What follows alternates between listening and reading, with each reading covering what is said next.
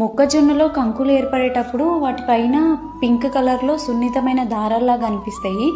So వీటిని పట్టు తంతువులు అని చెప్పేసి అంటాము. అవి ఎందుకు ఉంటాయి, అసలు వాటి వల్ల యూజ్ ఏంటంటే మెయిన్గా వచ్చేసి వీటి వల్ల గింజలు ఏర్పడతాయి అని చెప్పేసి చెప్పొచ్చు. ఏ విధంగా అంటే మొక్కజొన్నలో మనకి ఫలదీకరణం అనేది పరపరాగ సంపర్కం ద్వారా జరుగుతుంది, అంటే క్రాస్ పాలినేషన్ అంటాము.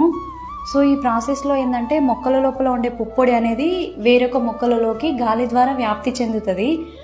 అది వ్యాప్తి చెందేటప్పుడు ఏమవుతుందంటే ఆ పుప్పొడిని ఈ పట్టుదారాలు అంటే ఈ పట్టు తంతువులు ఉంటాయి కదా, ఇవి గ్రహించి లోపల ఉండే అండాశయానికి పంపిస్తాయి అన్నమాట. సో అప్పుడు ఫలదీకరణం జరిగి గింజలు ఏర్పడుతూ ఉంటాయి. ఇందులో ఉండే మెయిన్ థింగ్ ఏంటంటే ఇప్పుడు ఈ దారాలు ఉన్నాయి కదా, ఒక్క పట్టుదారం వచ్చేసి ఒక గింజ ఏర్పడడానికి కావలసిన పుప్పొడిని మాత్రమే పంపిస్తుంది అనమాట.